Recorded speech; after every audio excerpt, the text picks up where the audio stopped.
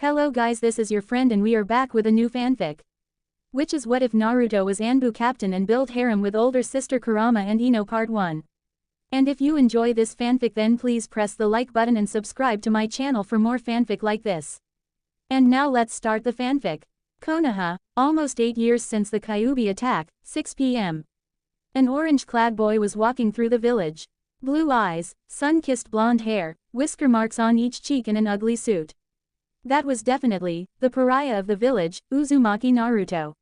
He was going back from the ninja academy with a big smile on his face even though looks of hatred were directed at him. Nearing his rundown flat his thoughts were directed to his birthday in 3 days. Since the incident when he was 4 years old, the Hokage would let him stay with his family for a few days so nobody would harm him. He would surely come this evening or tomorrow morning to get him. Looking around his thoughts drifted to the villagers around him. They will see one day that they can't harm me anymore. Just a few more meters and will be able to throw this stupid smile away from my face. Why would I be smiling when every morning I have a giant scar on my torso to remind me that they would gladly kill me if they could? Walking up the stairs he noticed that something was strange.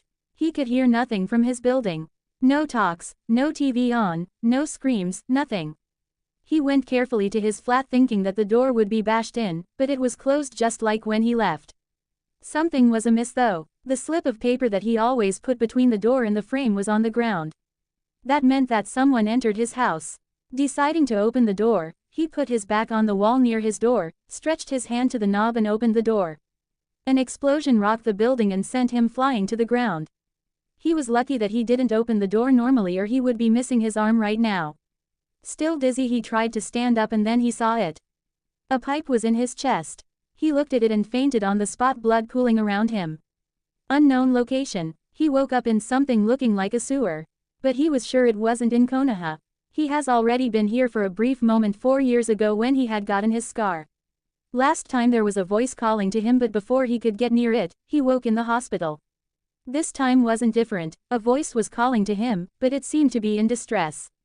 He decided to take a look. The closer he got the more feminine this voice was getting until he came before a huge golden gate. There was a red-headed woman clutching the bars screaming at him. Naruto, Naruto, thank goodness you are here. Fast, I will explain everything in a few moments but right now we are in a crisis. You were hurt and are probably dying right now.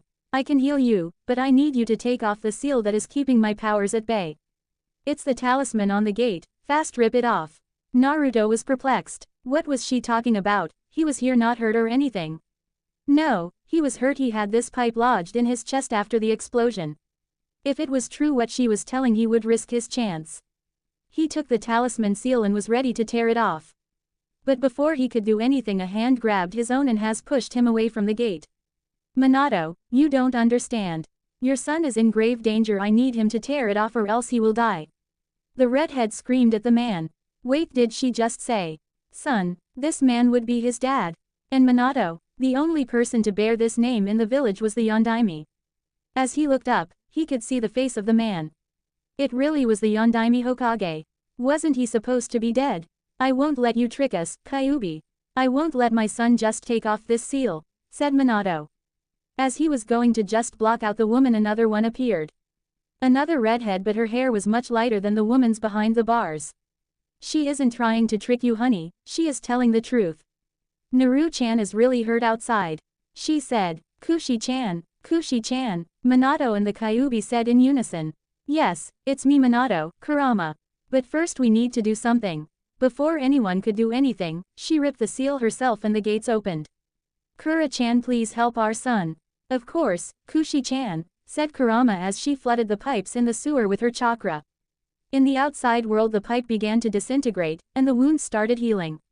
Minato and Naruto tried to say something wrapping their heads around what has transpired but before any of them could open their mouths the now named Kushina spoke. I think you need an explanation. I never told you about my relationship with the Kyuubi because the walls have ears and eyes in this village and if it got out, we would have been in danger. Now dear, I think we should all introduce ourselves to Naruto here.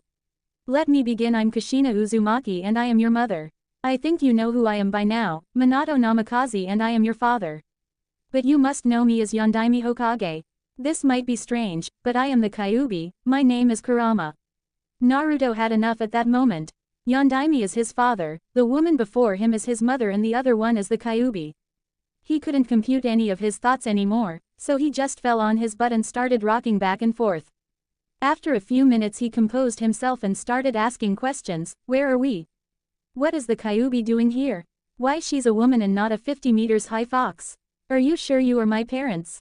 The Sandame always said that I was just a clan-less orphan. How are you both not dead? We are in your mindscape, Naru-chan. When you were hurt your consciousness was sent here. About Kurama-chan it's going to be a long story, so just sit and let us tell you, and thus the story of his birth began. How a man ripped the Kyuubi out of Kushina and how he forced Kurama to destroy the village. To finish how they sealed her. With that Kushina finished, and now we are here. But what do you mean clan-less orphan? We told the Sandame to hail you a hero of this land because after all you saved this village. Naruto darkly chuckled and started taking of his clothes, revealing the scar that went from the top to bottom of his stomach. It was jagged and not well sutured. You see, I never was the hero you wanted me to be. I'm the pariah, the scum and demon of the village. This was the gift the villagers gave me with a cracked bottle for my 4th birthday. I guess I have to thank the Kyuubi here for healing me when that happened, said Naruto. You don't need to thank me, Naruto-kun. After all, I was the reason they hurt you. By the way, you can call me Kurama, Kura-chan if you want. When she said it, Naruto finally got a closer look at the woman. She was around her 30s, around 165 centimeters tall. Even with her small frame she held a regal and powerful aura around her. Anybody could see the power seeping through her red eyes. She was wearing a white kimono with just a purple sash to hold it around her body. Her face was that of a kind yet stern queen. She was almost as beautiful as his mother. Still, thank you anyway. Without you at this moment I would have been dead more than a few times, knowing that my fast regeneration was due to your help. He said with a small bow to her. Next, he turned to his parents and opened his arms as to hug them. They bent down to hug him as well. He touched their faces. They were so joyful that their son was forgiving them, but then he got a better hold of their heads and slammed their heads together. I had to check if your heads were as empty as they sounded to be. You guys were stupid thinking that they would hail me a hero. You left a newborn alone with the reason the village was destroyed, thinking he would be seen as the savior. Said Naruto as his parents could only look at him in shame as he has shown them their shortcomings, but as he finished, he came to them and hugged them, this time for real. But I understand why you have done it. You had to do it. That's why I forgive you. Though the villagers are another thing, I won't forgive them, they've done the unspeakable. Now Kura-chan, come here as well. Mom told us that you were almost family, so join us. As all of them were cuddling, Kushina told Naruto to change his mindscape a bit since he was the law in here. He concentrated and the effect was beautiful. The ankle-deep water was transformed into lush green grass, the pipes with his chakra into multiple creeks and rivers. Seeing Kurama, he forced a simple yet cozy house for her since she wasn't locked behind the bars anymore. Thank you, said Kurama as she couldn't comprehend what happened. She was the source of his pain, yet here he was giving her a place to live in this beautiful scenery. But why would you do that? I was the source of your pain all these years and now you give me such a beautiful gift. There is nothing to forgive, Kurama-chan.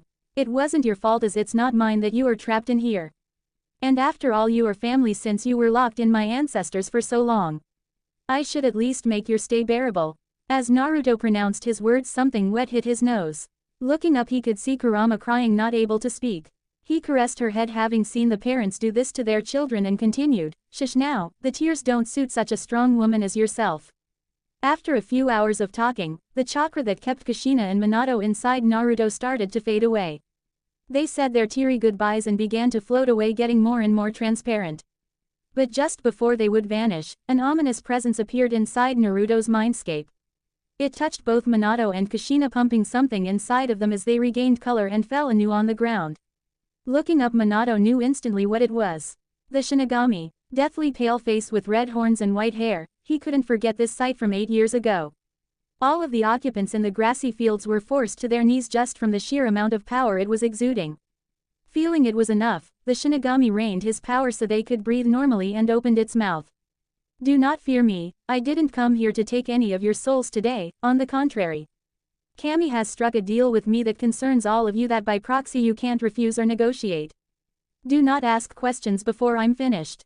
The deal is simple. Kami, my superior, made me release and let the souls Kushina and Minato stay with their son for a small amount of time. It was strange the Shinigami didn't specify what the deal was and why would Kami want Naruto to get his parents for a bit. Seeing the questioning looks, the Shinigami lifted his hand to halt their questions and continued his tirade. The Kami wants your parents to train you, young Naruto. A calamity is coming to this world and you need to stop it, that's why he gave you the best teachers for around 6 months. The second thing is that Minato has the second part of the Kyuubi's chakra inside him, and without it, Naruto wouldn't be able to access the full power that was given him at birth. As he said that, he grabbed Minato and Kurama's hands and transferred the Kyuubi's yang chakra into Kurama once again. Kurama never felt so powerful since she was torn apart 8 years ago. She opened her eyes for others to see that instead of 2 red eyes now she had 1 red and 1 golden. Naruto needed some explanations though, after all he wasn't as versed in this world's knowledge as the Shinigami, a few centuries old entity of power and 2 veteran ninjas. Sorry to interrupt, but I don't understand, what are you talking about, what 2 parts? Why are they so important that they need to work together? He asked, and the Shinigami glared at him for a second and answered. I told you no questions until I am finished, but I will forgive you since I was talking what appeared to be nonsense to your young mind. The 2 parts of chakra that were separated were the yin and the yang. Your father didn't know that when he ripped the Kyuubi's chakra in half. What you had was the yin part, it's the dark part of your chakra, coming from the mind and powering what you call jutsu. The second part is the yang, which was sealed in your father. It's the body's chakra, representing the light in you. Without the both parts it cannot be mixed in right proportions, giving you a huge handicap. You see, Kurama could heal you only a little since she had barely any yang chakra within herself, that's why she needed to open the seal. But she couldn't heal you just like that, she used the unfiltered corrosive yin chakra to disintegrate the pipe that was lodged near your heart. That's why you need both of these chakras to use it at its full potential. Rewinding a few times what was said, Naruto finally nodded his head, showing that he understood and showing to the Shinigami to keep going. There is only one but. The power Kurama possessed could feed the dark side of your mind that you tried to hide under your smile all along. It would transform you into a rampaging beast, a berserker that would harm anyone around you, ally or foe. That's why I'll give you a favor and let you battle your dark side. Before Naruto could say anything, the Shinigami put 2 fingers on his forehead and Naruto's eyes flipped and his body tensed up. Unknown place. Naruto found himself on the ground alone in some strange valley. Getting up, he could see himself with a sad smile and the same red eyes Kurama had. So, the Shinigami sent you here to battle me, to gain control over me. So how are you going to do it, head on? Trying to think on your feet. I am you, I know your thoughts, you won't be able to outsmart me. Dark Naruto said. That made Naruto think, if he really knew his feelings and thoughts, then an open battle or an ambush wouldn't work. But when he started to think, he heard someone crying deep in his head. He concentrated on the voice he heard. It was of a boy, not any boy, it was himself crying in his bed to sleep. He could hear Dark Naruto's thoughts as well. He opened his eyes with a look of pity directed at his dark side. I'm sorry, I've burdened you with all of this and closed you off behind this mask of happiness. I was stupid doing the same thing the villagers did. I dumped all of my hatred and negative emotions on you. I will not battle you. The Shinigami said himself that you need both the yin and the yang. In this case I am the yang and you are my yin. I accept you. Dark Naruto smiled at this and started to disappear as Naruto said that. The dust that he created went to Naruto's heart and an echo sounded throughout the valley, thank you. Naruto's mindscape. The Shinigami lifted his fingers off Naruto's forehead. Naruto himself has fallen to his knees, closing his eyes. Have you conquered your dark side, young Naruto? Pressed the Shinigami. No. This answer put his entourage in a somber mood. I accepted him, he was me, my dark side, or should I call it my yin side. You said it yourself, Shinigami-sama, the yang cannot exist without the yin. And that's my proof. He opened his eyes that were just like Kurama's. His left eye was red, and the right was golden in color, showing that he could access both of the chakras without going mad.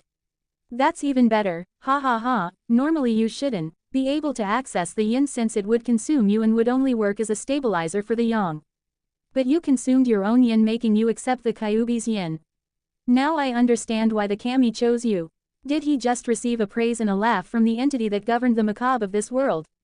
Yes, he did, and it was the best thing he could ever imagine as his birthday gift. I don't have much time left to speak with you. I will ask the 3 of you train Naruto as much as you can. I can only give you 6 months of this reunion. I will come back then to tell you about the rest of the deal that the kami made. Do not fret, it's nothing extravagant, but it won't be easy. As a parting gift we'll let you know that the ANBU that were supposed to watch you are dead and replaced with strange people. Beware of the cross. As he said that, the Shinigami disappeared, leaving everyone dumbfounded. Did they really get some time with each other even if it was only in his mindscape? They could work with it, but they had more important things to do right now. Naruto-kun, you need to exit your mindscape right now. No one came to your help. Even if you are healed outside, you are still unconscious. You can't go back to your apartment since it's in shreds. Fast, you need to find a hideout. We can communicate with your thoughts," said Minato. Naruto just nodded and concentrated on going out. Once he was out, he looked at himself. His clothes were in tatters and he had a gaping hole where the pipe pierced his flesh. Looking around, he wanted to dash straight to his hideout in the village but remembered that the ANBU that were watching him were replaced. He thought about it for a second but couldn't find an answer. If he went to the streets, someone would attack him. He wasn't strong enough to go even a kilometer inside of the forest of death without being clawed by a 5 meters bear. And he couldn't risk someone knowing his location. Before he could boil his brain by overthinking, Kushina gave him a solution. Naru-chan, close your eyes. I will transfer you the knowledge about the Shunshin no Jutsu. You said that the Hokage normally would pick you up during your birthday. You could Shunshin inside his office, that way you would gain protection without revealing your hideout. Beware though, even if you know how the jutsu works, you haven't practiced with it yet, so you might hit something on the road.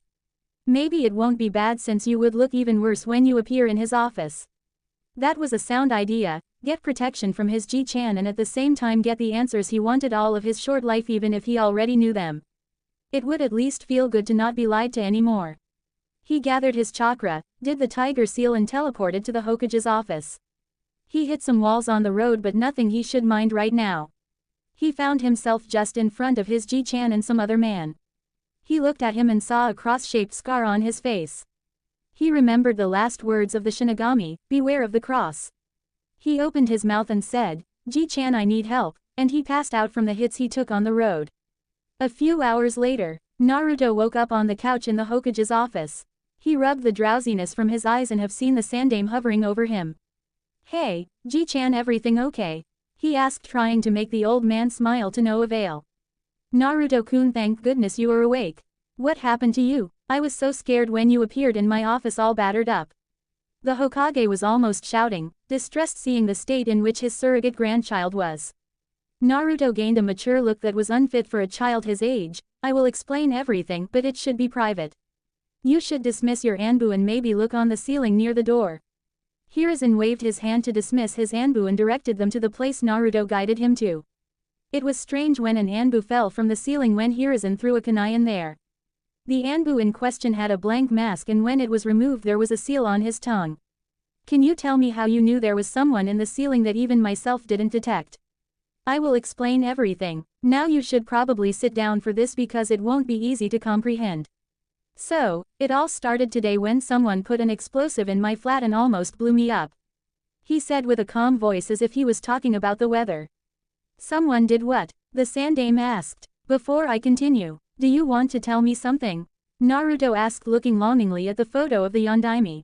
Catching up to what was going on, Hiruzen did a few hand seals to cast a silencing seal on the room. I understand that I cannot lie to you anymore, Naruto-kun. I will be blunt. Hiruzen recounted the story of Naruto's life in shame. When he finished, he was ready to get screamed at or for Naruto to blow up, but he didn't.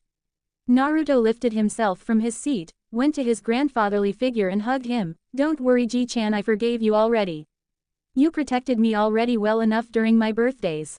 Even if sometimes I got harmed, you shielded me from the worst. He went back to his seat and continued looking at Hiruzen with a smile. Though just for your information, have you lied to me once again, I would probably start my plan EE. That's for emergency escape. I knew that one day I could be forced out of here, so I prepared myself. Now it's time for you to learn something since there are some holes in what you told me. Thus, Naruto told the old man about Kurama, showing him his eyes. About how he met with his parents and the Shinigami himself. And that's how I felt, the man up there with the negative emotion sensing given to me by Kura-chan. That's why I need to ask you for a 6 months training period out of the academy. Anyway, I wouldn't learn much from there since anyone but Iruka-sensei wants to sabotage me. If you don't believe me, ask for my assignments. Without thinking much, Hiruzen answered, granted. I will arrange everything needed and see through your grades and papers. Anything else that you would need, Naruto-kun? It was a no-brainer for the old Sarutobi. If what Naruto said about his parents' ability to transfer jutsu knowledge to the boy was true, then in a few months and with the right regimen they would have another powerhouse youth like Itachi. Yeah, could I sleep at your house since my has blown up? Naruto asked with his usual looser behavior while scratching the back of his head. Oh, and Two-chan wanted to make a deal with you. He wants me to be supervised only if in name, because it would be strange if I would improve drastically without a teacher. As payment he would tell you how to defeat this. Naruto said, showing the tower of papers on the desk. Yes, you can. I will find someone after your birthday. Now tell me what's the secret? Screamed Hiruzen, almost lifting Naruto by his clothes. I don't know what that means, but he told me to show you this, Naruto said with a sense of panic and made a cross seal. Hiruzen only sat down looking at it. First he showed a smile, then he started laughing and then crying and laughing again and crying again. This sequence repeated for at least 5 minutes until Hiruzen crossed his fingers and shouted Kage Bunshin no Jutsu. Many copies of himself popped up and started doing his work. He stood up and took Naruto's hand and turned his face to the boy. Now Naruto-kun, let's go to my house. Try using Shunshin on both of us. Don't worry, I will guide us out of the harm's way, that way you will understand how to turn properly with the Shunshin. As they arrived at the house, Naruto was spent for the day and asked if he could go to sleep right away. As the sleep has taken him, Hiruzen watched him from the door with a somber expression, such a young child with such a huge burden. He will be 8 in 3 days and he already has a plan if the village wanted him gone. Time skip 7 days. The worst time has passed for Naruto with Hiruzen and his family. Since his wardrobe was destroyed, he asked for some clothes as his birthday gift. Now he was wearing black shinobi pants with black ninja boots. On the top he had a black long-sleeved shirt with a turtleneck that served as a mask if needed, with an orange uzumaki swirl on his right arm. Imagine Kakashi's shirt without his Jonin vest.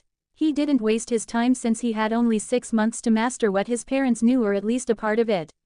His dad said he wouldn't be learning the Haraishin. It wasn't a technique in his mind anymore. It was a weapon of mass destruction. He was scarred by the nightmares when he remembered what he did with it. He wanted the jutsu to disappear with himself.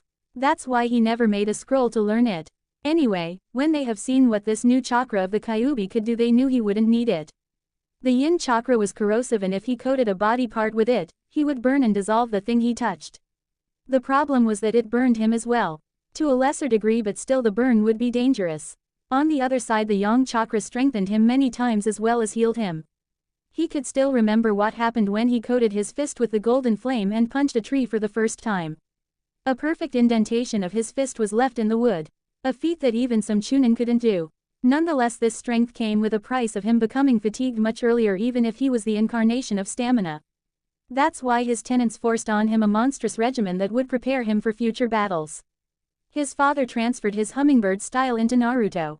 A style that relied on speed and fast killing of the opponent.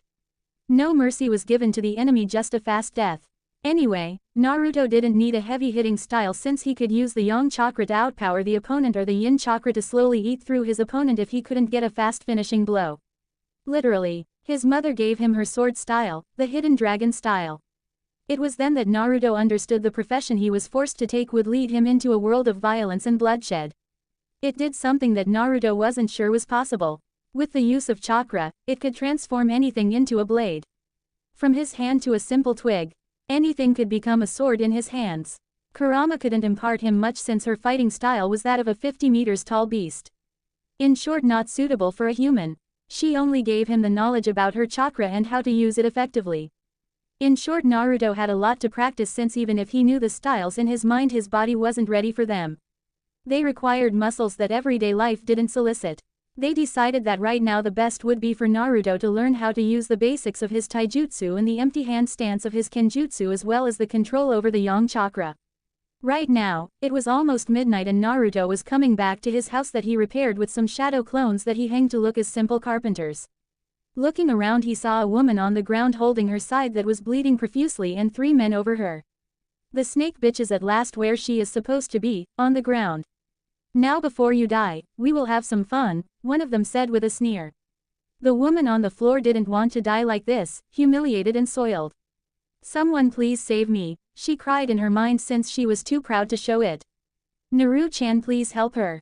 These men want to do unspeakable things to her, pleaded Kushina. No, answered Naruto, I know what they want to do to her. I already helped her once, and do you know what happened when I went in to save her?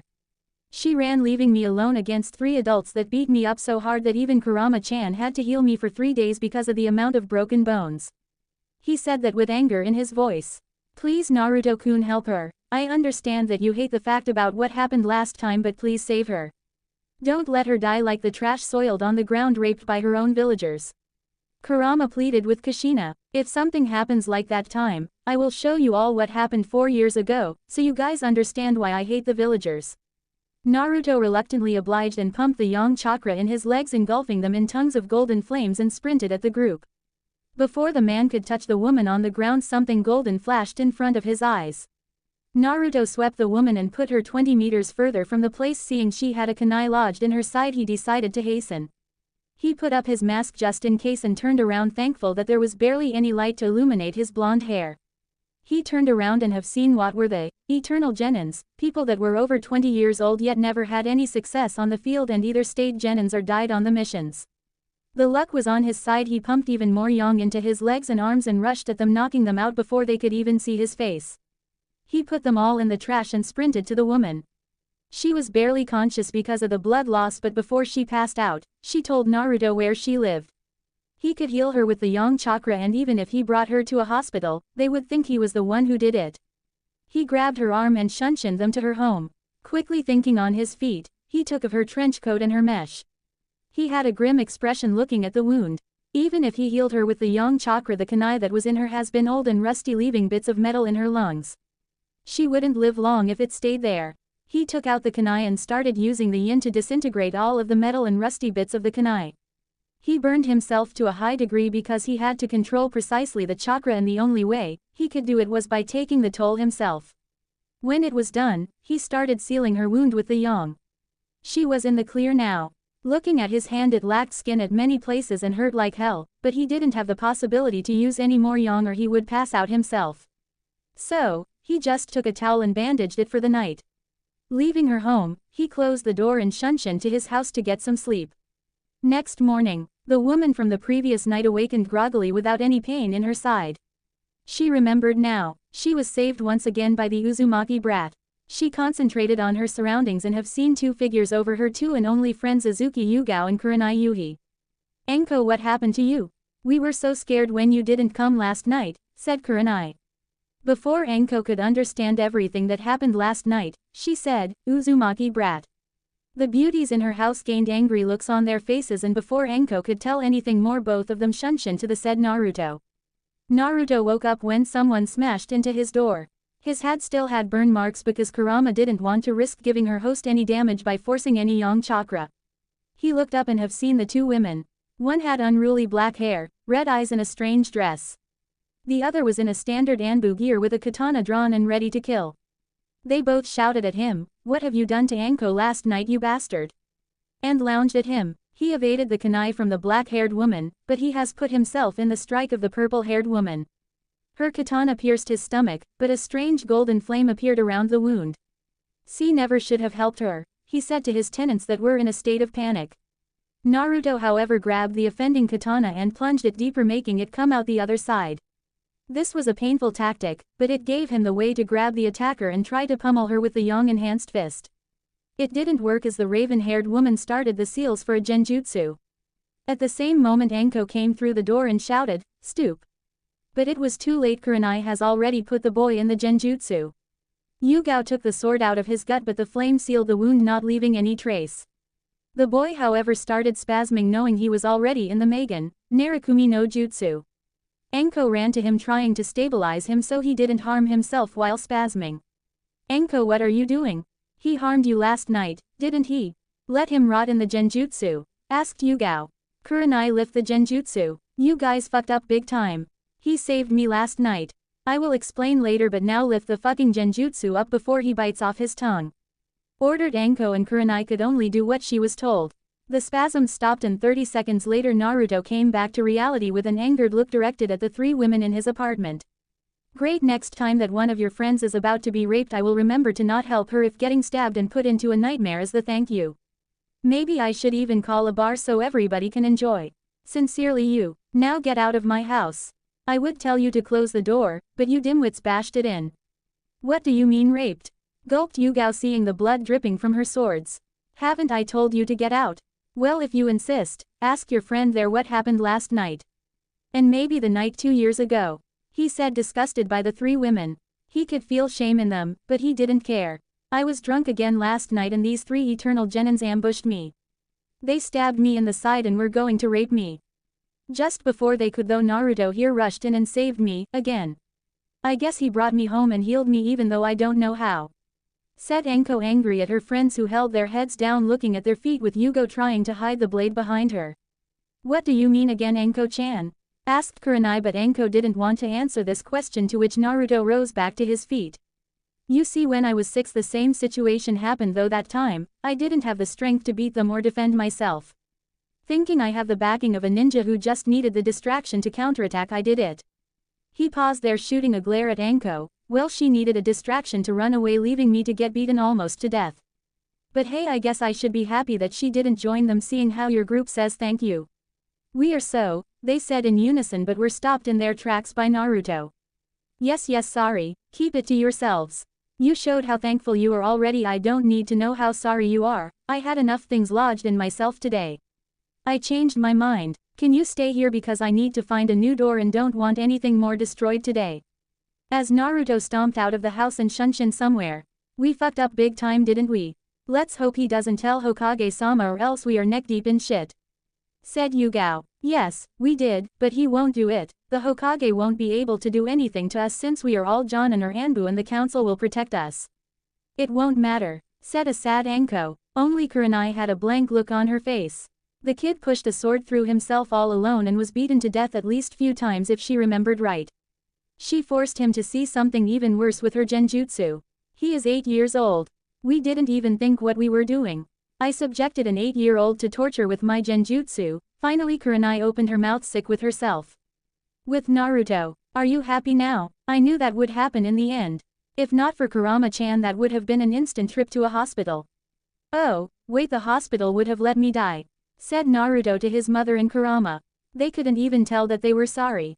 Naruto has done something good and the world smacked him for that on the head. Once I install this new door we are going to train, I need to be stronger so situations like these won't happen anymore.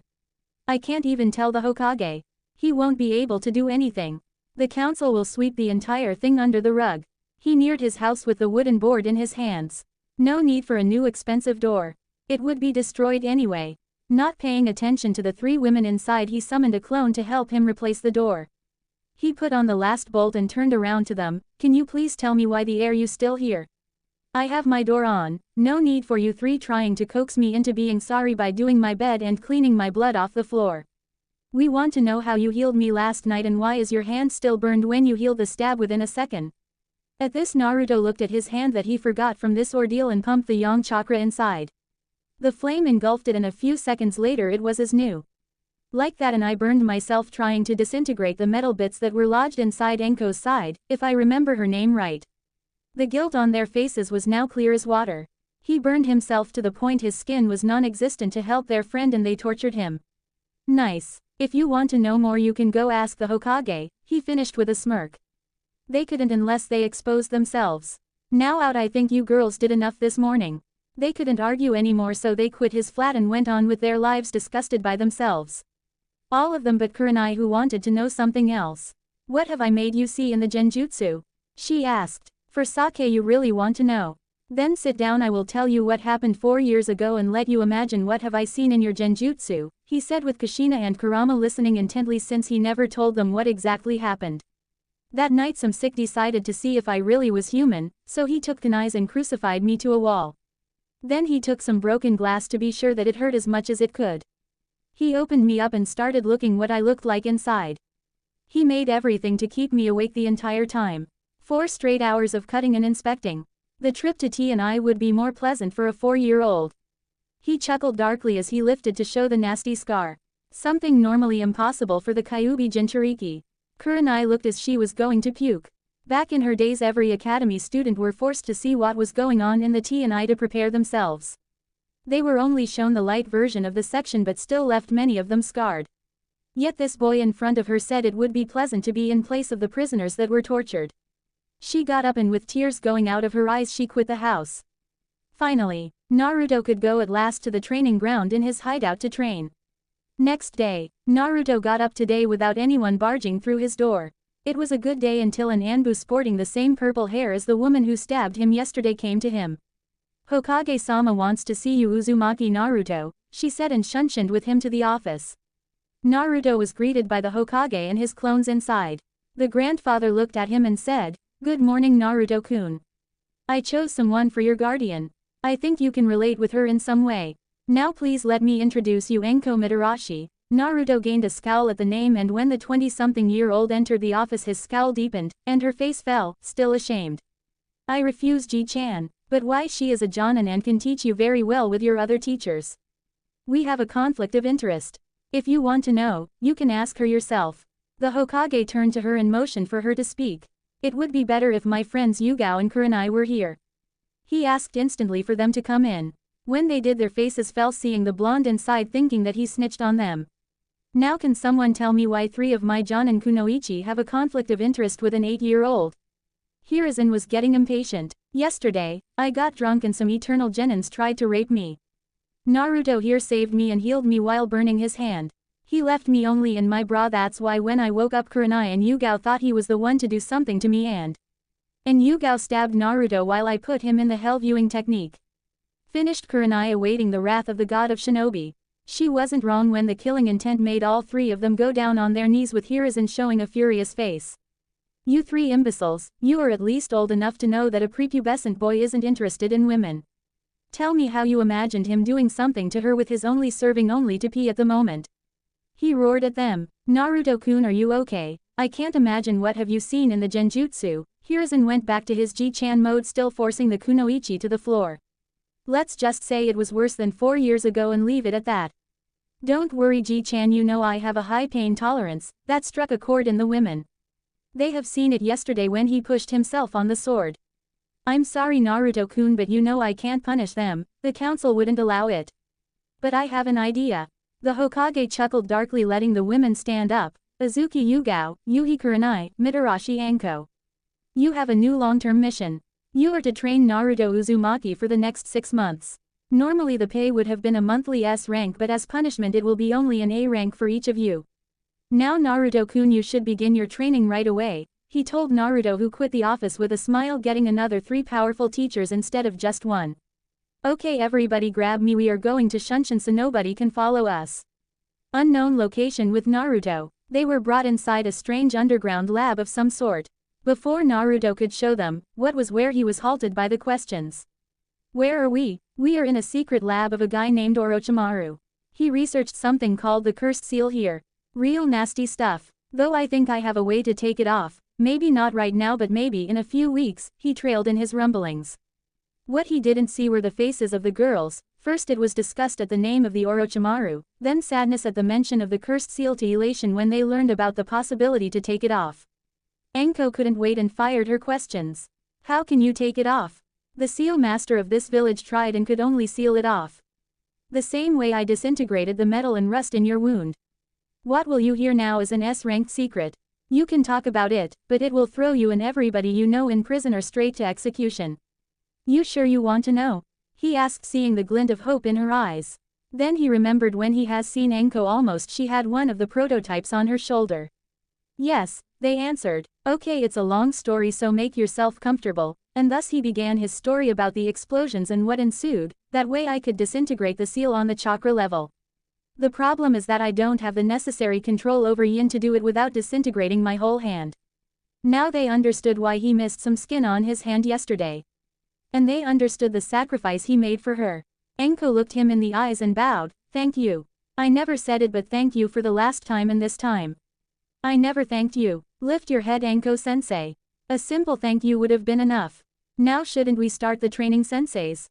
Naruto told with a scratch to the back of his hand and spawned 10 clones. Time skip 5 months. If you asked Naruto how his last 5 months were, he would sum it up in one word. Rough. The training was rough. Not only his tenants forced him to practice their specialties and jutsus, but his physical teachers were giving him a tough time as well. When Yugao learned that he was learning the hidden dragon style, she has gotten a malicious glint in her eyes. She was a kenjutsu expert using her dancing moonlight style. She wanted to spar one day against a hidden dragon style user one day, though when Kushina died the last user died as well. Now that Naruto was learning it, she has gotten another chance for the spar. True, even if he mastered it, he wouldn't be able to make her go all out because of his lack of physical strength as a child. But in a few years, she dreamt. Since then Yuga would always train Naruto in kenjutsu until a point which Naruto accepted her. She had this half-annoying big sister half-caring mother side which appealed to Naruto. Enko was a bit down because she couldn't force him to become like her. He had his mischievous side, but he wasn't as outgoing like her since he dropped his mask. He became more composed and his pranking lessened. Instead of quantity he went for quality. Her primary objective as his teacher was to give him pointers in nin and taijutsu in the real world. Last but not least, Kurenai was the most depressed out of them because she was virtually useless to him. His massive chakra reserves disabled any use of genjutsu by him. Though she supervised his chakra control. Both his and Kurama's. Speaking of his teachers, their relationships changed by a huge factor. At first Naruto couldn't stand in their vicinity for more than 15 minutes, making them be his teachers only in name. That was until the three kunoichi couldn't stand it anymore and forced him to at least speak to them. Which wasn't that hard. After all, he was strong, even very strong for his age, but they were seasoned jonins. The second one to break the ice was Anko, who followed him everywhere until he gave in. They sat in silence for a few hours until Anko told him her life story and why she was so unbelieving when he told her that he could take off her seal. Naruto found the words of the old Hokage true. They really could relate to each other as he recounted his own story, which was much worse since he couldn't defend himself. After that night he focused even more on the control of the Kyuubi's chakra.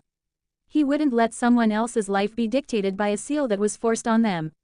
Even more since her seal didn't have any real purpose and only hurt her. Speaking of controlling this power, the last one that Naruto warmed to was Kurenai. She could only supervise him in case he did something stupid while practicing. She was beginning to feel more thankful to the kid when she saw what training he did to liberate her close friend from clutches of an evil mastermind. He began to learn how to use seals. He was far from being a seal master or even considered good by Konoha's standards. He did simple seals on paper and then tried to erase them without even touching the paper with the yin chakra. The problem was that such a precision aggravated the toll on his own burns. This was even worse because the damage would have dispelled his clones. So, every evening he finished with a hand that lacked skin all over it. To a point where he once went too far, the pain was unbearable, and the yin started seeping through his wounds, making them worse. This time Kurenai has put her craft into a better use. She put Naruto into a genjutsu that soothed him right away, making him regain unconsciously reins over his powers. Flashback. Naruto woke up with a feeling of something wet hitting his face. Groggily opening his eyes, he has seen the face of Kurenai. A crying Kurenai. Did he do something that made her cry? Seeing his eyes opening, Kurenai hugged the boy with a smile.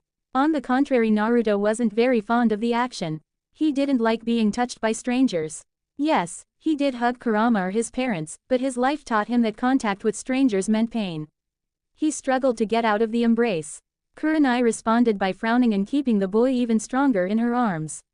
Unconsciously she knew why he tried to run away, but her instincts told her to keep him. When he finally eased in the embrace, Kurenai spoke. "Why are you trying so hard? You hurt yourself so much to help Anko. You really don't know how to say, thank you, Kurenai-sensei." She blushed at that with a small pout. "It's easy, Ji-chan said that I could relate to Anko, and it's true. We both have seals and pasts that force us into being pariahs of this village. That's why I want to help her that much. No need for two people forced into living hell because of a seal." Kurenai widened her eyes listening to that. She hugged him even more and started to whisper, "Thank you. You don't know what that means to us three that you want to help Anko this much." Flashback end. This training was going well until it hit a wall about 1 month ago. Naruto has gotten good enough to destroy any kind of seal written on normal paper without suffering any injury.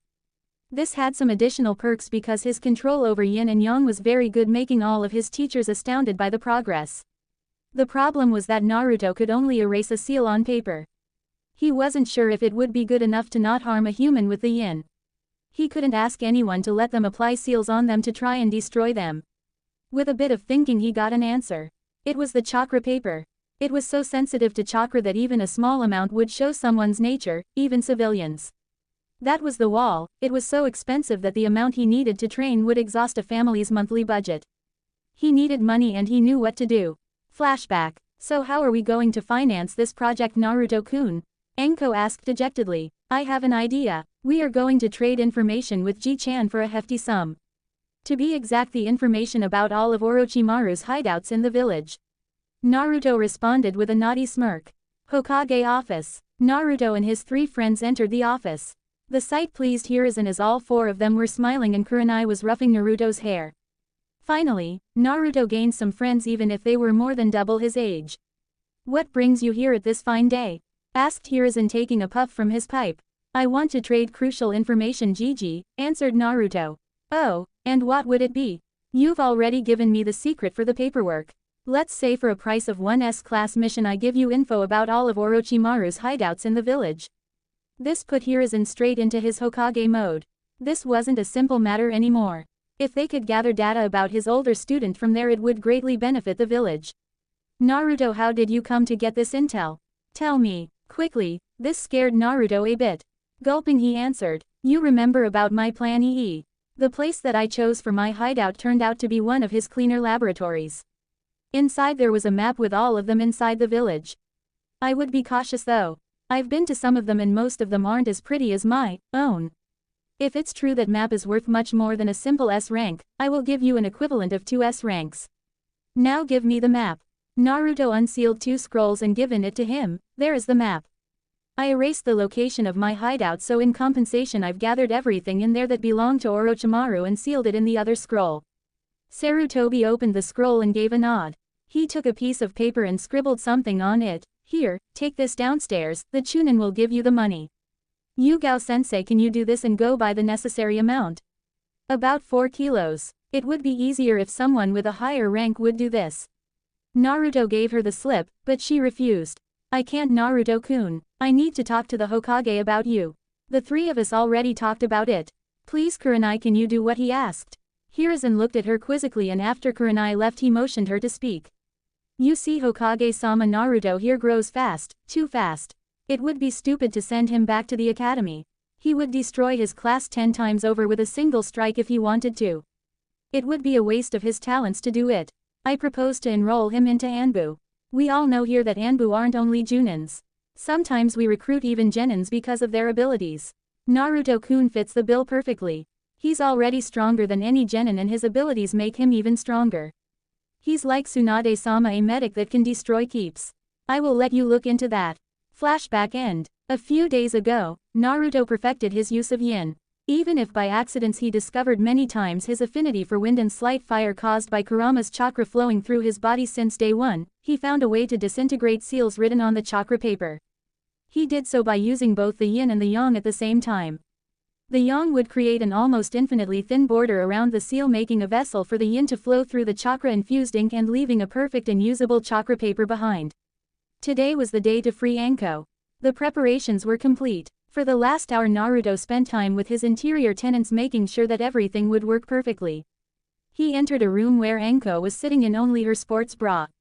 A necessity for kunoichis. Kurenai and Yugao were holding her hands to relieve the stress. Naruto stood in front of them looking Anko straight into the eyes. She didn't trust herself to speak, so she just gave him a smile and a nod. He nodded back and began. He touched her shoulder, coating it with the yang until it formed a light around the cursed seal. When he felt ready, he poured the yin inside the vessel. A few seconds later he did something that even the seal master of the village couldn't do. He destroyed Orochimaru's magnum opus. To be on the safe side he flushed her shoulder with the yang to neutralize any yin that could infect her. Looking at his fingers, he has seen some burn marks. He preferred to be extra cautious with Anko and made sure that any burns were given to him. It was a small price compared to the smiles his 3 friends gave him and a huge hug from Anko, who now had a perfect unblemished skin. Time skip 1 month. The time was nearing. The Shinigami would come today to take back the souls of Minato and Kushina. For the last few days Naruto spent all of his time with them, unwilling to say goodbye. He knew that day would come, but he didn't want it to. It was Kushina that gave him a new perspective on this. She reminded him that outside he had his nei-chans as well as Kurenai inside of him.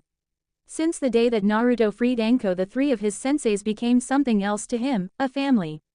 The mischievous Anko nay, the annoying yet loving Yugao nay, and the always composed nevertheless easily flushed Kurenai nay. Mindscape. Naruto was hugging his parents, not wanting to let them go. They were all reminiscing the good times together during the 6 months. The training they put him through, the unconditional love they have given to him. All of his tenants were sure that they've done all they could to prepare Naruto for the future. They taught him everything they deemed in his grasp. The things he couldn't for the moment were stored in what they called mind gates. They would unlock when the seal algorithm inside would deem the young boy ready. He could rival now an early Chunin in strength, but he had invented a few techniques that could multiply his strength tenfold. One of them was what he called the Biju Cannon. He found out about it when he learned how to shoot a small amount of yin or yang from his fingers, but anything more would throw him back because of Newton's third law. He counteracted it by shooting the chakra in 2 opposite directions. This countered the thrust he produced to the front and gave him quite a forest razor. Yes, I based it on Suna's X-burner from KHR. Right now, he was on the process of concentrating the beam to, instead of getting a wide spread, he would get a long-range laser to kill from afar. Their rumblings were cut short when they felt the same ominous presence from 6 months ago. The Shinigami was back to take the souls of Minato and Kushina and specify the rest of the deal. Greetings mortals, I hope you all prepared yourselves. Your time has come. Before I take you, I must commend the training you have given to the young Naruto. Don't worry, you will be taken to heaven instead of my stomach as a thank you from Kami himself. Now to the last part of the deal I've told you about. I need you to take the lives of 2 men who caused so much chaos in this world. The first one is Orochimaru the Snake Sanin, and the second one is someone who calls himself Uchiha Madara, yet he's a simple imposter. You've all met him once already. The hint is a spiral orange mask. When he said the last line, the room dropped a few degrees, and everyone was furious. That was the man that destroyed their family and lives. At least it was a good incentive for Naruto to train even harder from now on. Say your last goodbyes now, since you won't be seeing each other in a long time. Naruto hugged his parents, forcing his tears to never come out. He would make them proud and wanted them to remember him as a strong, growing and cheerful boy. He wasn't going himself to spoil this memory by his tears. Hideout. Naruto came back to himself in the real world. He looked around and started crying for the first time since a long time. Soon his sisters came to soothe him until he cried himself to sleep with his head on Kurenai's lap. Sometimes you forget he's just a child. He's not even 9 and tomorrow he will begin his training in ANBU. Seeing him cry like that makes you question the order of this world where children have to kill each other for their village," said Kurenai, brushing one of Naruto's locks out of his face. Next day, Naruto was brought to the Hokage's office by his ex-teachers since yesterday their mission has come to an end. Today his life would change drastically, he would be incorporated into the ANBU. He shouldn't even be a genin at his age, yet the ANBU was going to welcome him. Like you've said, I pondered about the ANBU route for Naruto, and after you've told me about his exploits it would be dangerous to make him go back to the academy. Kurenai, Anko, from this day you regain your duties to the village.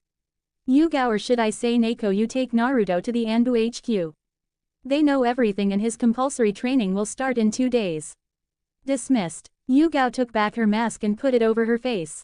She grabbed Naruto's shoulder and shunshin to the ANBU HQ. Kurenai and Anko took the more traditional way out of the building. That is through the door. It's going to be much less lively without him, said Anko with a sigh, going to her house until the next mission. Meanwhile at the academy, Iruka had enough. It was Monday, he had a hangover and his students were always the liveliest on Mondays. This was going to be a long day. He scanned over this class, still asking himself if the clan heads had an orgy or something. Most of the clan heirs were in this class. What are the chances for this to happen in a single year? This had to be planned. Suddenly a hand rose. This wouldn't be strange, but the person who raised the hand. It was the shisten meekest to be Kunoichi he knew, Hinata Hyuga.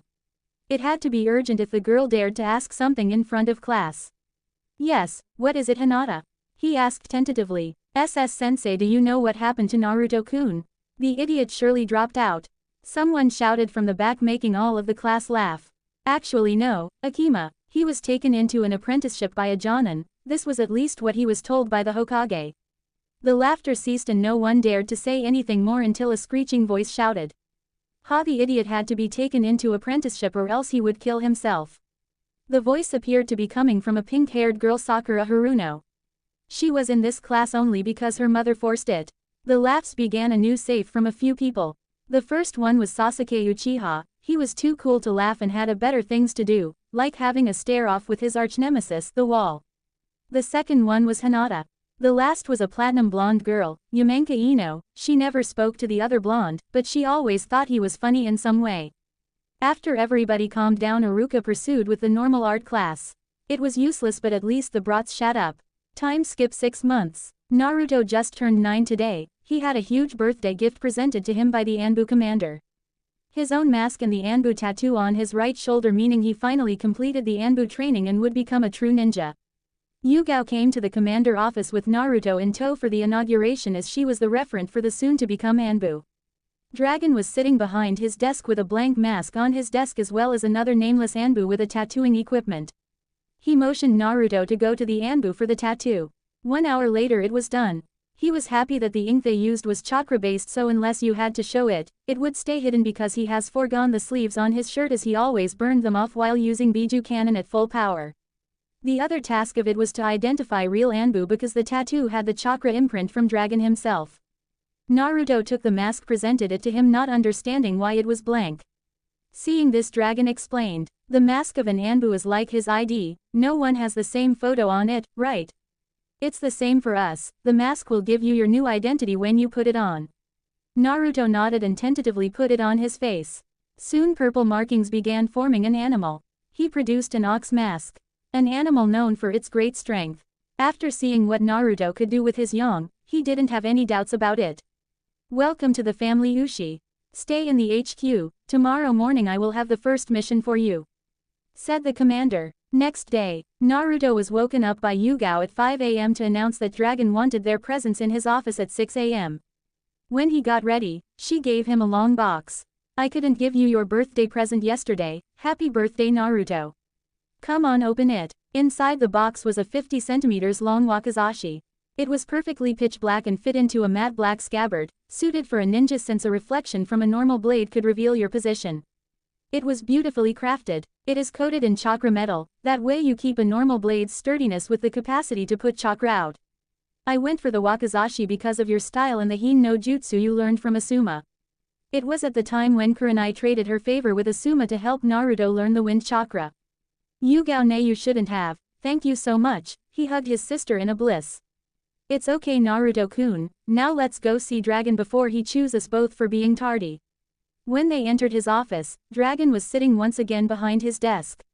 What did he do all day other than sitting? Did he sleep there? Was he even human? Perfect timing, 6 a.m. "I have a mission for both of you, since Neko you are still his referent until the end of this mission.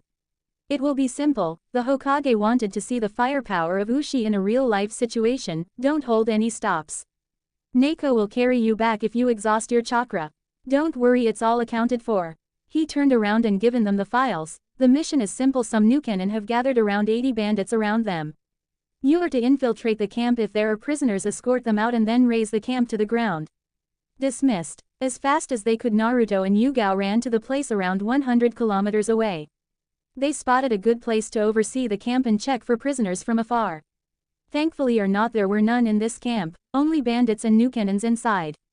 This was good, they could launch an ambush attack at full power from the start. A few hours later they had a plan. Yugao was here to only serve as an emergency backup in case something went wrong. They waited until the bandits would be the most tired from the day and the hour has come.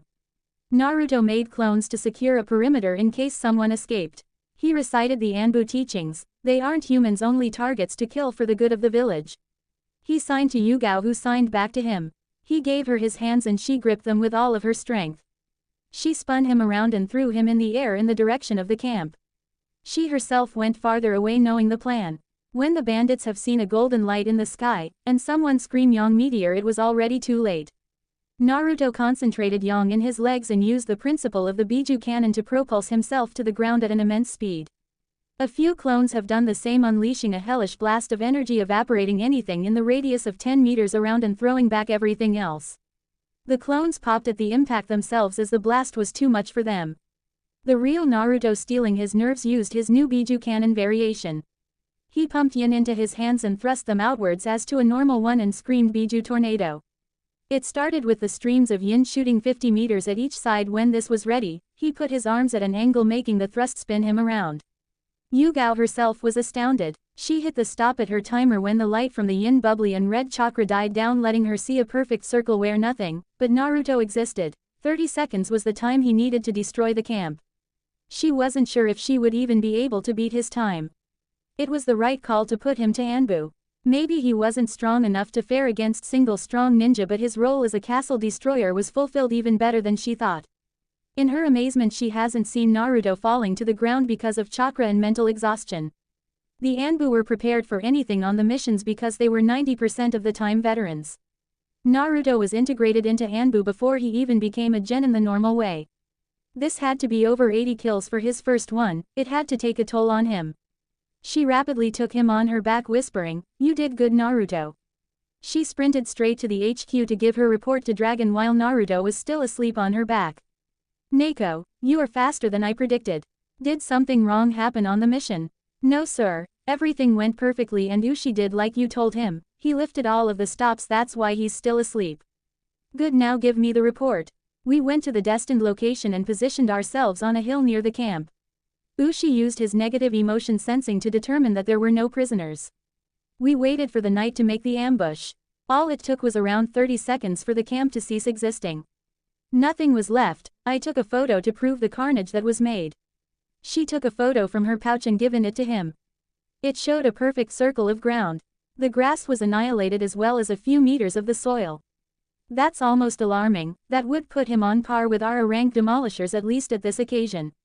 I already have the report from the drill instructors about his strength, but I want your honest opinion about him. Ushi is the typical case of the ANBU that we take for their special powers and bloodlines at an early age. His personal skills are at most mid-chunin, which is above good for a child his age, but most of the ANBUs would destroy him. His skills wouldn't save him since most of them require charging for a small amount of time. In the future he should concentrate about his normal ninja skills. Understood. Good job, your payments will be in your accounts by tomorrow.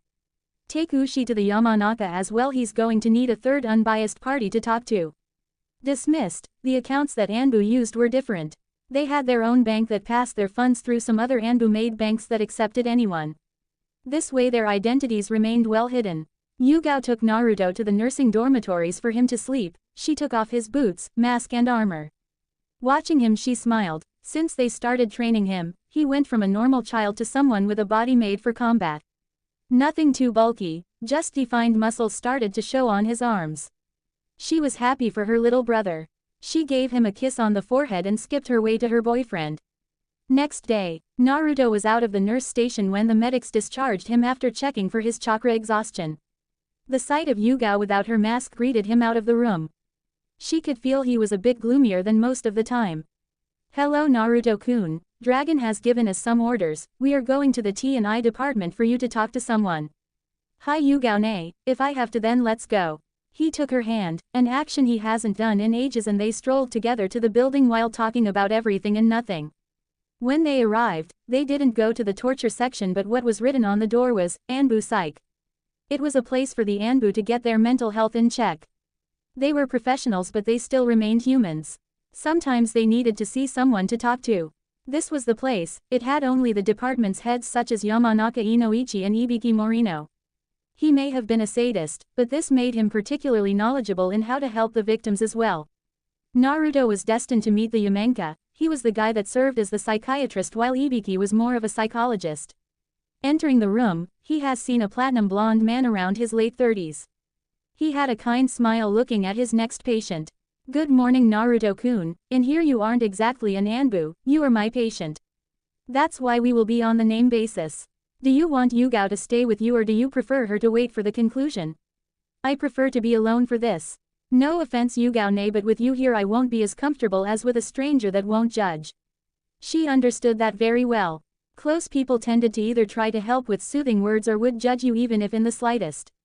He needed someone that would just listen or give genuine professional advice.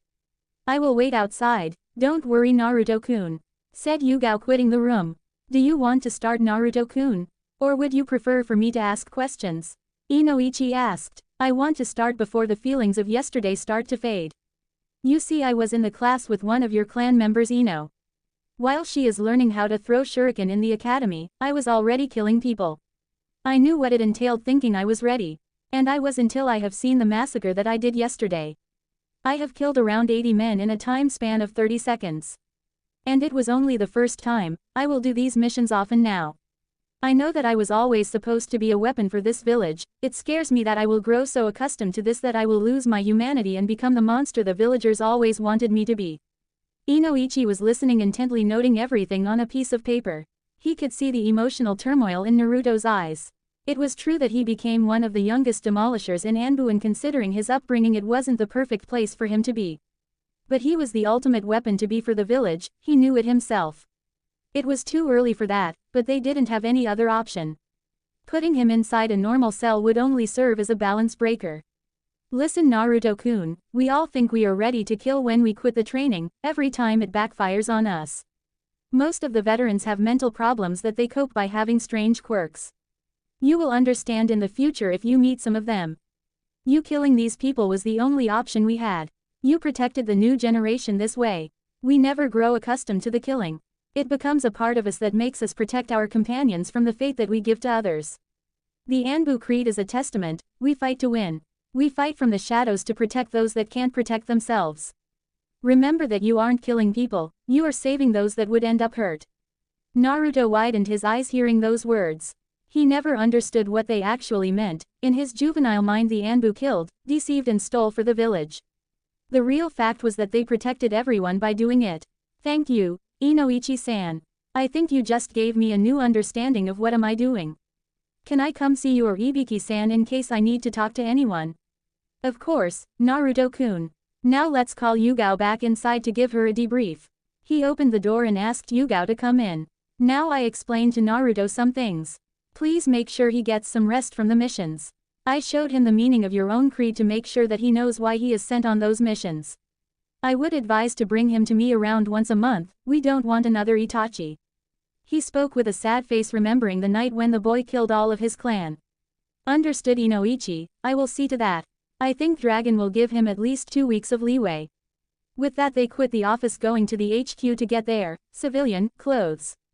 And finally go home for Naruto, who hasn't been there in almost 6 months. That was the rule for new recruits during their training. You stayed at the designed dormitories and slept with the others. Naruto had a bad feeling about it, knowing that probably his apartment would be destroyed like always. He was right, the door was destroyed, the windows broken and the inside empty with a homeless being inside. Sighing, he went away. No need to get there anymore, he would sleep at the HQ. Yugao didn't have anything of that. She gathered Kurenai and Anko and the 4 of them went to Naruto's favorite restaurant, Ichiraku Ramen. After the small chit-chat with the chef and his daughter, his ex-senseis started talking. So how is your new life, Naruto-kun? Asked Kurenai, sipping the broth. Rough. I had my first mission yesterday. It only showed me how different the world outside was and how much I wasn't prepared for that. Other than that, someone destroyed my apartment. I will need to sleep at the HQ for the moment. He said with a carefree voice, as if he was talking about the weather. I would take him in, but Hayate and I just bought the house, and we're still moving, so there isn't much space with all the cartons, said Yugao. Kurenai couldn't take him in as well. She was living in a small apartment and there wasn't any place for an extra bed. Anko thought about it for a second. I could take him in. I don't have enough space for the second bed, but my couch can deploy to make an emergency bed. Are you sure, Anko-ne? I don't want to be a bother. Especially since I could go on missions in the night. Don't worry, this happens to all of us. Let's just call it a payback for the seal. Thank you, Ne-chan. I will pitch to the rent though. They finished their bowls or 4 for Naruto and went their ways to their respective houses. Time skipped 2 weeks. 2 weeks have passed since that day. Dragon truly gave him this time off duty. Naruto used this time to train himself. He wasn't able to reach anything other Chunin right now. His age blocked him for the moment, but he polished everything he could in the time until one of the mind gates opened, transferring him the knowledge of one jutsu, the Rasengan. His father had much faith in him to give it so soon to him. It was a great addition for his arsenal. He needed this kind of short-range firepower. While mastering it over the course of 2 weeks, he made progress with a side project of his, the Yang laser. He found a way to concentrate the Yang into a thin beam that had power to punch 4 centimeters wide holes straight through rocks. He found out the hard way that he couldn't do the same with the Yin. It didn't have the force to stay coalesced for a long time, resulting in a blast of Yin that covered everything in it, burning it like napalm. He was thankful that he coated himself in yang before the yin hit him. Today he was called back by Dragon for a new mission. He grabbed his gear and put his mask on. Enko was still sleeping, so he left a note on her nightstand that he was gone. He shunshin to the office where Dragon has thrown a scroll at him. You are to go to the border with the grass country. Some agents are already there. You will transfer these orders to them and help the apprehend or kill the new cannons that will try to cross the borders. Dismissed. Run fast. Naruto didn't wait for Dragon to take another breath. He was already running through one of the tunnels under the village that would let him go straight to the mission point. Exiting the tunnel, he took out the bingo book, reading the files of the new cannons. Mizuki, 27 years old Chunin. Nothing special, kill on sight because of his uselessness. Next, Amai Dokumi, another Chunin who felt he wasn't appreciated enough, still nothing special.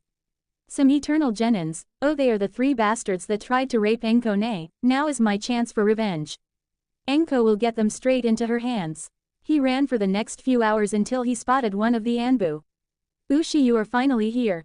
What are the orders? Ha, everything is written in this scroll, Tora Taiko. After reading the scroll, Tora showed Naruto the way to the camp.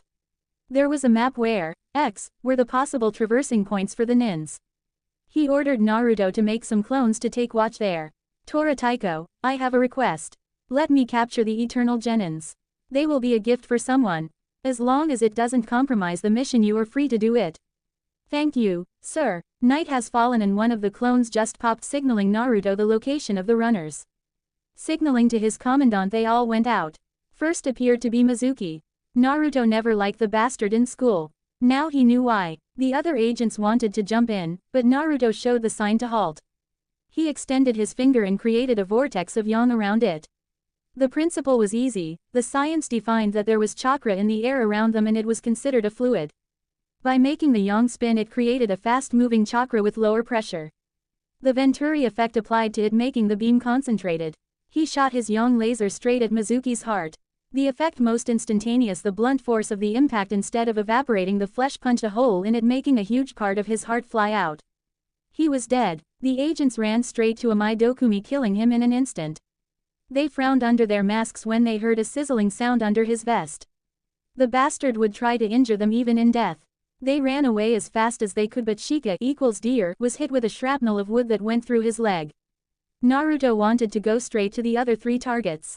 He was stopped by the explosion and the feeling that Shika was badly hurt. He created a clone to follow the genins who ran back into the forest and rushed to his ally. Everybody get away from him, I will heal him. Don't worry, in a few seconds you will be in perfect shape. Taiko, the other targets are followed by my clone. He put a lingering flame of yang on his finger. Shika was scared seeing what it has done before. To his astonishment, he didn't feel any pain as the flame urged the wound to close. With a short thank you, he stood up. Naruto ran back to the first mission.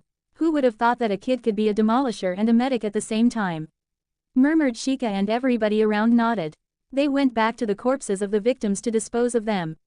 Naruto joined his clone and quietly took out his wakizashi, pumped yang into his legs and ran straight at the cowering eternal genins. They couldn't react when the same golden flash appeared between them. Naruto used the Hin no Jutsu at the last moment of the swing to extend his range, cutting all of their Achilles tendons, making them fall. He took the prison scrolls given to him by his squad and sealed them inside. The mission was done. The squad could head back home without any casualties thanks to Naruto. That would earn him some points with the other Black Ops. The road was silent for the most part, only Shika said a louder thank you to Naruto for the quick help. Once again, they were all in the dragon office. He was too often in this place. Good job everyone, I will take the prisoners and heads of the runners to the T&I. Dragon Taiko, can I give the prisoners to Enko myself? Yes, give the heads to them as well. Dismissed. Naruto ended in the T&I building using the tunnels under the village. It was convenient for them. Instead of going around the buildings, they head straight roads to every important place in the village, such as hospitals and administrative buildings. He has seen Enko lounging on a couch drinking coffee and chatting with Ibiki about a new torture she invented. It was deranging to hear them laugh about it. Maybe these were the quirks that Inoichi told him about. He put his mask on his belt and greeted the both. Hello Ibiki-san, Enko ne. I have brought you some gifts, 2 heads to scan and 3 eternal genins that you know pretty well, Enko ne, he said with a mischievous smile, throwing them the scrolls. Enko reciprocated the smile with her own and stood up. I think I will test what we were talking about earlier than expected, said Anko. Later that day all they learned was the fact that someone offered them a place in grass country, but they didn't know who. Anko faked the fact that she knew they were telling the truth and played with them for a long time after that. They died the next day. Time skip 4 years. Naruto's 13. Yo, if you didn't keep track with the ages. Naruto lounged in his and Anko's house. It wasn't particularly big but had 3 rooms and 2 bathrooms, which was more than enough for them. After a month of living together they decided to buy a place for them. Naruto having the pay of an ANBU helped greatly in the effort. Speaking of him, he had grown quite a bit. His puberty began around a year ago. Anko still made fun of him, remembering his voice change. He has grown to around 1.65 m, slightly above average than guys his age. The added testosterone in his body defined his muscles, making his shoulders and biceps visible thanks to his sleeveless shirt. His wardrobe didn't change much since that time. The biggest change was in his hair. He learned on a mission in Land of Earth that his spiky blonde hair made them remember the Yondaime, his dad. So, he had let it grow to a point he could make a short ponytail out of it. He slicked it all to the back, this way it didn't catch too much light on stealth missions. His face matured without any baby fat thanks to constant missions and training. His puberty did him another favor. It destroyed the roadblock in his training. His body started to adapt to the skills he needed to learn, opening new mind gates containing advanced moves of his Tai and Kenjutsu as well as some jutsus, making him able to rival early Junins if he pushed it. He should be around the same level or a bit stronger than Itachi at his age. He could say his life was good at the moment. He didn't have much social life apart from Anko, Kurenai and Yugao. He was quite protective of all of them, showing it when he scared Asuma using his cubified eyes if he did something to make Kurenai cry. The same happened to Hayate. His career in ANBU evolved when he did the toughest demolition mission in all of his time. It was a way to help the now appointed 5th Mizukage, Mei Terumi, to liberate her people. He did it by destroying 3 keeps that were just before evacuated of prisoners. It was his first mission as the captain. Flashback. He looked at his men and women. They were Neko, Inu and Tenzo, or Yugao, Kakashi and Yamato, who didn't even have a real name. He looked on the plans of the keep. It was the last one that housed a big amount of the anti-bloodline faction as well as many prisoners. We are going to wait for the night. I will make you a door to evacuate the prisoners. When you are ready, go as far away as you can. I want to test a new skill I invented. And wait for the night. They did. As soon as Hei entered the hold they sensed something was amiss. The prisoners were all asleep and no guard was there. They unlocked the cells and started to take out the people inside. As they wanted to exit, they found themselves blocked. All of the ninja that were supposed to be inside waited just outside the wall. It was an ambush. They had to be informed about the other keeps. Fast, Neko, Inu, take the prisoners outside and run. I will hold them here. Tenzo, assist me. This wasn't time to question the orders and they did as told. For the next hour they transported the people inside while Naruto and Yamato fought for their lives, with Naruto healing Yamato anytime he was hurt. They seemed to just never end until Kakashi came with good news. The prisoners are outside, he screamed. Good, now run, Tenzo, close as many as you can in a dome and run as fast as you can. I will make them disappear. Tenzo nodded and gathered the most chakra he could without hampering his escape. Mokuden. Mokujoheiki, he screamed, proud of himself, closing all of the assailants in the dome and ran away as fast as he could. When Naruto sensed them far enough, he launched his new technique. He made holes in the dome with the yin and put his hands in them. He created 2 balls, one of yin and one with yang inside. The idea behind was that when both of those would mix, they would produce neutral Biju chakra. In this case he slammed them together, making the mixing far too fast, resulting in a chained reaction explosion. He screamed, Yin-Yang Nova, and let the balls slam into each other as far away from him as he could and taking cover himself. The dome opened on the top and released a beam of light to the sky. He would have to calibrate the power output another day, happy with the result.